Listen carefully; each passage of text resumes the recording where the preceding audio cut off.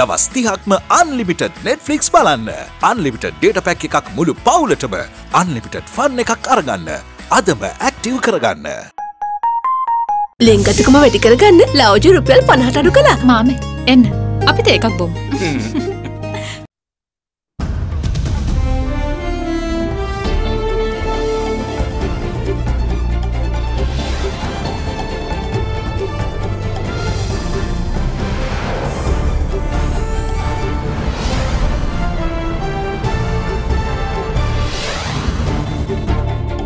Tonight, call to attention. Top geologist theorizes that the Victoria Reservoir may be at the heart of the Kandy tremors. During the filling up operations, there are hundreds of minute tremors. It is not registered as we didn't have equipment to register these tremors in the region. Annual spectacle. Geminid meteor shower to light up the night sky tonight. Observation is from 10 p.m. to 2 a.m. in the morning in 13th and 14th December. Local flavour. The Prime Minister calls on the NRC to expedite validation of indigenous COVID-19 medications. Deterrent measures. Minister of Public Security to release sex offender details to public. All that and much more coming up on First at 9, this Sunday the 13th of December 2020. Nava sunlight sakura. Then Dikukal Pavatina Sakura Mal Suandin. Try out our new product range. Celebrate and feel the difference with Bairaha. From AdaDerana, this is AdaDerana First at 9. Live from Studio 24 in Colombo. Good evening and welcome to First at 9. I'm Dhamma Kekanai. Let's start with the local stories. Now, the recent tremors felt in the Derana region in Kandy may not have been definitively explained away, but it could well be a preamble to a very sinister outcome. Senior and Chair Professor of Geology at the University of Peradeniya, Atula Senaratne believes that the tremors could be centred on the Victoria Reservoir. The professor theorises that the limestone formation in the region could be gradually dissolving, with the reservoir's water pressure also being too great for the ground to bear. The Central Hills, with Kandy at its heart, resonates with a sense of harmony and serenity in the minds of all Sri Lankans. The district, well-loved and a must-travel destination for foreigners, tells the tales of Sri Lanka's last kingdom. Kandy has added significance as Sri Lanka's most sacred site. The temple of the sacred tooth relic is located there. The peace and tranquility in Kandy was once seriously disturbed, as in 1998 the LTTE terrorists attacked the sacred site. Since then, there hasn't been much to disturb the tranquility of the city and its surroundings until recently.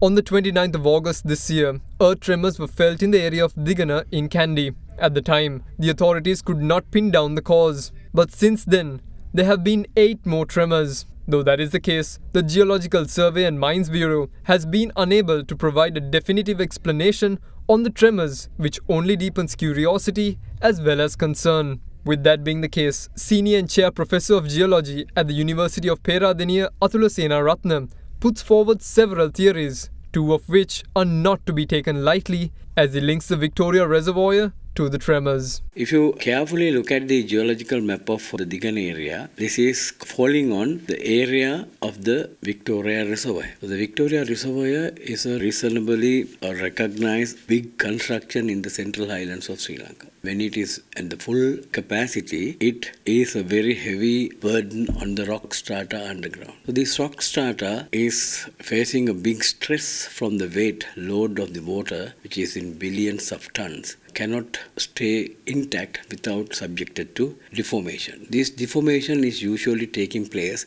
in the form of cracking, folding, and this cracking especially can release a lot of energy. So this energy is going through the rock strata in the form of chocks. So that is how usually the tremors are taking place in this kind of environment. Reservoir-induced earthquakes are not a new thing in the world. It happened in many other countries. An earthquake is not an immediate result of filling up of a reservoir. So that may be main cause of these little tremors in the area. And also it is evident in many other areas in the Central Highland just after or during the filling up operations, there are hundreds of minute tremors. occurred in the area. It's not registered as we didn't have equipment to register these minor tremors in the region. Professor Senaratne's second theory focuses on the limestone formation in the Victoria Reservoir area. There are important areas where earthquakes can happen. Out of that, the Victoria, Randinigala, Rantambe area coming into number 1 in the list. If you look at a geological map, you can see about 50% of the valley area is made of limestone, which is not a very strong rock. Relatively, it is the weakest rock among our Precambrian rock, and it is also soluble in water. So when the reservoir is filled up, a lot of water movement underground is natural. So this dissolution of limestone in that area you cannot avoid. This dissolution may have been accelerated in the region and creating large void spaces in the area. So these large void spaces ultimately having a thinner and thinner cap rock, finally when the weight is not bearable for the cap rock, it may fall down into the bottom. So in such a situation, this falling of the rock strata can also make tremors in such an area. His third theory, however, is centered on the limestone mines which are active in the area, and the professor believes that decades of mining may have taken its toll on the underground rock strata, giving rise to tremors. The excavation in the area can trigger or can change the natural phenomena, natural conditions of the area, which may change the natural behavior of the rock formations underground. So when these excavations or explosions in this area is more and more, that can have a very bad influence on the behavior of the rock strata. One way it can facilitate dissolution of the rock formation, thereby aggravating the situation. For over a week, we attempted to contact the Geological Survey and Mines Bureau to obtain their explanation on the latest tremor which was felt on the 6th of December. But we were bumped from one official to another, with no one willing to take the responsibility of commenting on the matter. Now, Sri Lanka is in for a treat tonight as the annual Geminid meteor shower makes an appearance. According to astrologists, the meteor shower will be best visible to persons outside cities due to reduced light pollution. Thus, the colourful display can be observed best during the 4 hours between 10 p.m. and 2 a.m. The people of Sri Lanka will be able to witness a colourful event in the night sky today as the Geminid meteor shower makes an entrance at the upper atmosphere of Earth. The meteor shower, which began on Friday, will become the most visible today and tomorrow, with 20 meteors per hour entering the Earth at a speed of 35 kilometers per second or close to 130,000 kilometers per hour. They will be visible in a multitude of colors including blue, red and yellow. If you have clear night skies tonight, you can observe the very fascinating Geminid meteor shower. Geminid meteor shower starts from constellation Gemini, which locates just northeast to the very famous Orion constellation. The best period of observation is from 10 p.m. to 2 a.m. in the morning in 13th and 14th December. This Geminid meteor shower is an annual event. Every year it occurs December. The reason for the meteor shower is the debris of asteroid known as Phaethon 3200. The debris impact on the Earth atmosphere and they burn, and because of this burning we can identify it as a meteor shower. Everyone has a very good night sky. You can observe this meteor shower through your naked eye. Safeguard hand sanitizer නවතම නිෂ්පාදන පෙළ නීරෝගිමත් දිවයකට ලංකාවේ පළමු වරට හඳුන්වා දෙන Melbourne veggie cracker Crunchy veggie. Now, Sri Lanka will be able to control its COVID-19 situation by controlling the virus in the Western province, as 80% of the cases are confirmed there. Now, this is the view of the Government Medical Officers Association, which also urges caution over the virus spreading among the estate workers. The number of daily COVID-19 cases in Sri Lanka once again crossed the 500 mark yesterday, recording 716 infections across 14 districts. Out of that, the virus hotspot, which is the Colombo district, recorded 397 infections. The infections in Colombo include 60 from Borella, 49 from Mattakulya, 36 from Dematagoda, 23 from Vellavatta and 20 from Kirlapona. Further 18 infections from Grand Pass, 12 each from Slave Island and Blumendal, and 95 more from other areas in the Colombo municipality were reported during yesterday. What's more, 18 infections from Padukka, 13 from Salamulla and 7 from Dehiwala were also reported. Apart from Colombo, 135 infections were reported from the Kalutara district, which is only second to Colombo.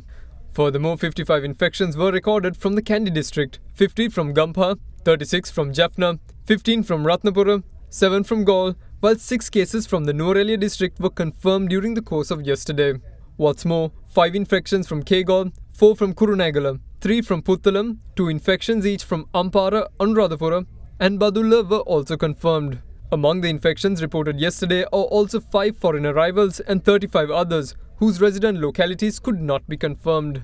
සමස්තයක් විදිහට මුළු බස්නාහිර පළාතම අපි ගත්තාම අපිට දෛනිකව වාර්තා වෙන රෝගීන්ගෙන් 80%කට වැඩි ප්‍රමාණයක් බස්නාහිර පළාතෙන් වාර්තා වෙන්නේ. ඒ කියන්නේ ඉතුරු 15 නැත්නම් 20 තමයි දිවයිනේ ඉතුරු පළාත් 8ෙන්ම අපිට වාර්තා වෙන්නේ. බස්නාහිර පළාත තවමත් අපිට කළමනාකරණය කරගන්න අපි දක්ෂ වුණොත් අපිට ලංකාවේ අනිත් පළාත් ටික මේ පවතින තත්ත්වයෙන් කළමනාකරණය කරගන්න පුළුවන් මට්ටමේ තාමත් තියෙනවායි කියලා මේ අගයන්ගින් අපිට පැහැදිලි වෙනවා. විශේෂයෙන්ම අපි වතුකරය තුල රෝග ව්‍යාප්තිය ඉහළ යන්න ගත්තොත් එහෙම අපිට ඊටාම භයානක තැනකට ගමන් කරන්න සිද්ධ වෙනවායි කියන එක ඒ ප්‍රදේශ පිළිබඳ සමීපව දන්න ඕන කෙනෙක් දන්න දෙයක්. මේ වාර්තා වෙන රෝගීන් අති බහුතරය සමාජය තුලින් වාර්තා වෙන්නේ.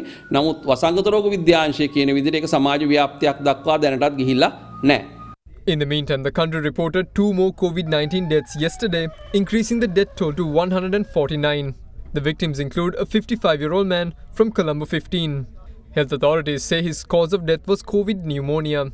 The other COVID-19 death confirmed yesterday was a 66-year-old man from Imulgoda who died on the 10th of December.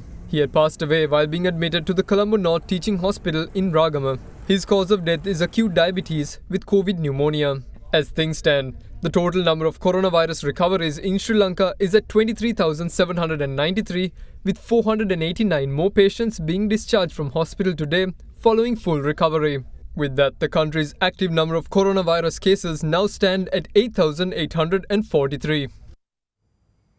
In the meantime, there were more changes to the country's map of isolated areas, with several areas in the Colombo, Gampaha and Kaluthara districts either being isolated or being brought out of isolation from 5 tomorrow morning. 6 housing complexes in the Colombo district were brought out of isolation yesterday morning after 50 days. With that, Chief of the National Operations Centre for Prevention of COVID-19, Army Commander Lieutenant General Shavendra Silva, says that several more housing complexes in Colombo will too have the same freedom tomorrow. Accordingly, the housing complexes in Sirisara Sevana and Sirimuthu Uyana in Grand Pass, Lakiru Sevana in Maligavatta and Sirisara Uyana in Borella will be brought out of isolation at 5 am tomorrow. Though some areas are given their liberty, the Mayura place in the police area of Vellavatta will be isolated from 5 am tomorrow morning. In the Gampaha district, the GRAMA NILADHARI divisions of Hekitta, Kurundahena and Evarivatta will too be completely brought out of isolation tomorrow at 5 am. The GRAMA NILADHARI division of KERAWALAPITIYA, falling within the police area of Vattala, will too be brought out of isolation except the area of NAIDUWA. Furthermore, Velikandamulla GRAMA NILADHARI division will also enjoy freedom of movement from tomorrow morning except for the area of Duwevatta. Meanwhile, Rohana Vihara Mawata of the Pattiyamulla GRAMA NILADHARI division, which belongs to the Paliagora police area, will be isolated from tomorrow. Further, Vedikanda area of Hunupitiya North GRAMA NILADHARI division, which falls within the Kiribadgoda police area, will go into isolation tomorrow. Meanwhile, in the Kaluthara district, Vagangala East and West GRAMA NILADHARI divisions of the Bulat Sinhala Divisional Secretariat Division will be isolated from 5 am tomorrow. Further, Marikar Street in Kuda Hiniyatigala GRAMA NILADHARI division will too be isolated from tomorrow at 5 am. Now, Prime Minister Mahinda Rajapaksa has called for the validation process of indigenous medications prepared in the country to treat COVID-19 to be expedited. Meanwhile, the National Research Council has handed over the CDA report on the 3 best vaccines for COVID-19 to Minister of Health Pavitra Vanyarachi. Prime Minister Mahinda Rajapaksa has advised the National Research Council of Sri Lanka to expedite investigations into the scientific validation of indigenous medications prepared in Sri Lanka to counter COVID-19. The Prime Minister has recommended to the NRC to further verify the indigenous medicine approved by the University of Colombo, the indigenous treatment methods introduced by Dr. Harsha Subasinghe and Indika Jagoda, and the indigenous medicine created by indigenous medical practitioner Dhammika Bandara of Kegalle. A research paper on the drug by Dhammika Bandara of Kegalle is currently being prepared with the intervention of the professors of the medical faculty of the Rajarata University. 5 senior professors representing all medical colleges in the country with expertise in physiology, and the chairman of NRC, Dr. Hemantha Dodampahala, are conducting research in this regard. Meanwhile, Prime Minister Rajapaksa had earlier instructed the NRC to submit a report after studying the COVID-19 vaccines introduced globally. Accordingly, the NRC has handed over the CDA report on the 3 best vaccines for COVID-19 to Health Minister Pavitra Wanyarachchi. Now, the national carrier Sri Lankan Airlines is set to increase the number of its passenger flights from Colombo to Singapore from once a week to thrice a week starting from the 18th of this month. The announcement comes at the heels of the Civil Aviation Authority of Sri Lanka saying yesterday that their proposed resumption of commercial and charter flight operations to Sri Lanka will start from the 26th. The Civil Aviation Authority of Sri Lanka, in a statement yesterday, informed the proposed resumption of commercial and charter flight operations to Sri Lanka from the 26th of December. Its chairman, Upul Dharmadasa, said that Sri Lanka would be disseminating the appropriate directives to the travel industry in due course on the opening of Sri Lankan airspace for upcoming commercial and charter flight operations. In the meantime, the national carrier Sri Lankan Airlines is set to increase the frequency of passenger flights from Colombo to Singapore from once a week to thrice a week, starting from the 18th of December 2020. In addition to this, Sri Lankan Airlines will also operate a weekly service between Kuala Lumpur and Colombo every Friday. These flights, which are operated, are subjected to COVID-19 entry restrictions and border closures imposed by the respective countries. Meanwhile, the new Manning Market in Paliagoda will only open for wholesale trade tomorrow. Accordingly, trade at the Manning Market will take place from 4 am until midnight. In other developments, 42 schools which were closed due to the spread of COVID-19 within the Kandy municipality will reopen tomorrow. We will see you once more on the other side of this break. Stay with us. Ceylon Bank, the bank with a heart.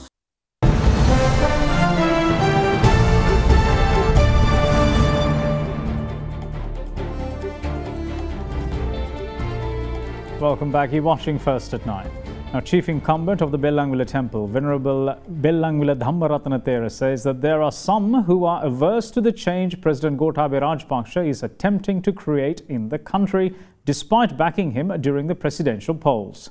Now, the Thera said this during an audience with the President today. President Gotabaya Rajapaksa called on the chief incumbent of the Bellanvilla Temple, Venerable Bellanvilla Dharmaratana Thera, this evening, who marks his 83rd birthday today.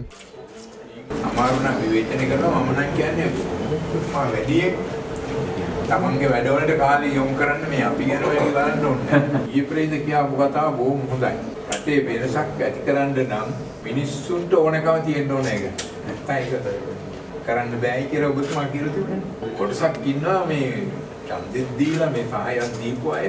නමුත් මේ වෙනසක් කියනවාට කැමති නැහැ.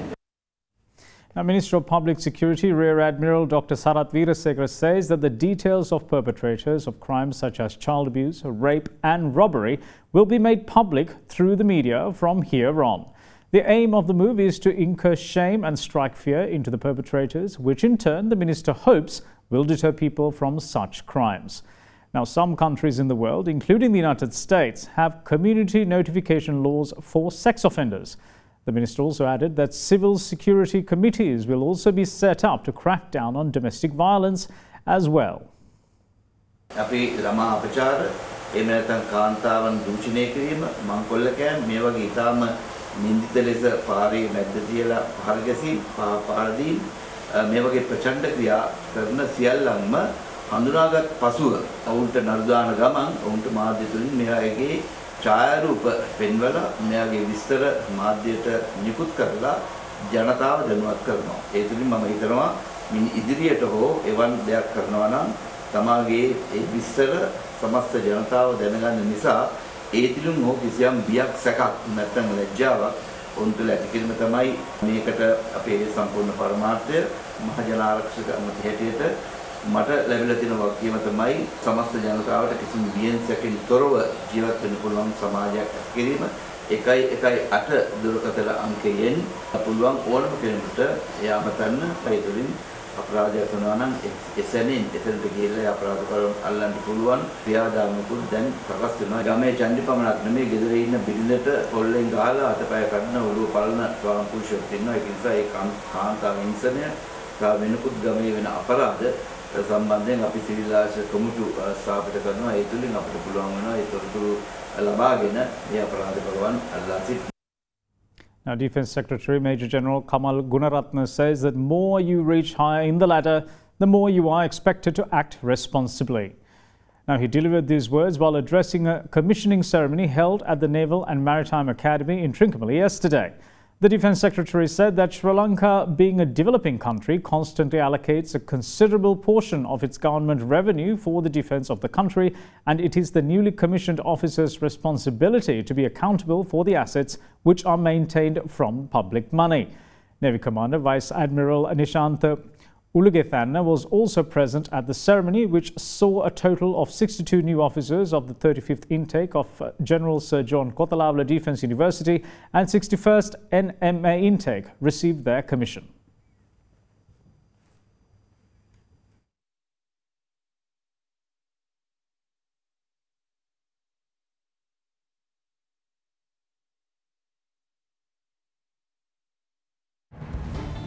We will see you shortly. Bear with us.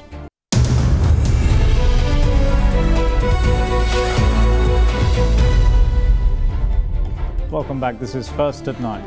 Now, oil prices settled lower on Friday as demand worries due to new coronavirus-related restrictions on business in New York overshadowed progress toward vaccination programs. Now, Brent futures settled down 28 cents at $49.97 a barrel. The contract rose above $51 a barrel on Thursday to an early March high. US West Texas Intermediate crude fell 21 cents to $46.57, having risen almost 3% in the previous session. For the week, Brent was up 1.5% and WTI was up less than 1%. That was the sixth consecutive week of gains for the first time since June. A brokerage noted that the long-awaited rollout of vaccination programs provided ample bullish fodder in the face of rising US oil inventories. Now, a slowdown in market activity levels is expected in the coming week at the Colombo Bourse, accompanied by a dip in turnover. Stocks closed 0.08% last Friday, pushed by index-heavy counters. Now, here's a brief report on what to expect at the Colombo stock market in the coming week. Looking at the upcoming week, we feel that there could be a bit of a slowdown in the market simply because we are going ahead into the festive season. So with that, we feel that overall local activity in the market is likely to slow down. Even foreign activity tends to slow down towards the festive season. So with that, overall market turnover and activity levels is likely to slow down. However, we feel that there will be more buying interest concentrated on the capital goods sector with the shift that we are seeing towards the blue chip counter. So that is likely to continue in the upcoming week as well. And we see the index is also likely to struggle at the current levels.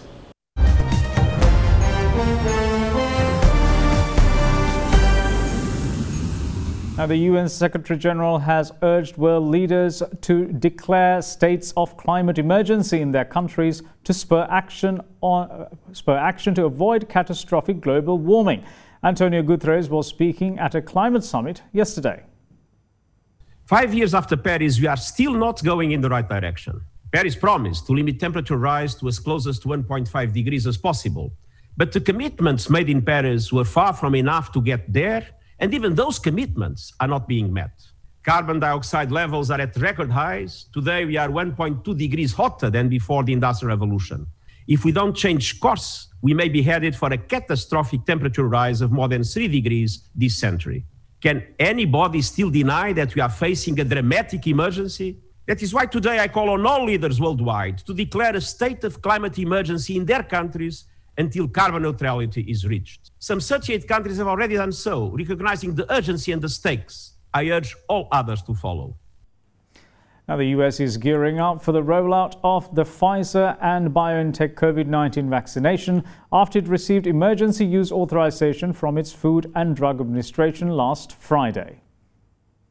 Doses of the vaccine from US-based Pfizer and German partner BioNTech will be delivered to 145 locations around the country tomorrow, and the remainder of the 636 delivery locations selected by US states and territories will receive doses on Tuesday and Wednesday. Healthcare workers and elderly people in long-term care facilities are expected to be the main recipients of the first wave of 2.9 million shots this month, with healthcare workers inoculations as soon as Monday and nursing home residents by the end of next week. In the meantime, South Korean President Moon Jae-in warned today that COVID-19 restrictions may be raised to the highest level after a second day of record increases in cases as the country battles a harsh third wave of infections. Presiding over an emergency meeting at the Central Disaster and Safety Countermeasures headquarters for the first time since February, Moon urged vigilance and called for an all-out effort to contain the virus.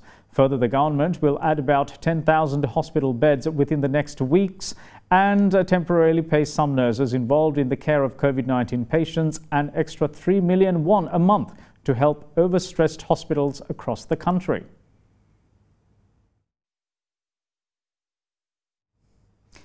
Now, Pakistan accuses arch-rival India of funding a long-running disinformation campaign against it and says it would raise the matter in global forums. In making its claim that India attempted to manipulate international bodies through fake news websites and organizations, Pakistan's foreign minister cited a report by European non-government organization EU Disinfo Lab.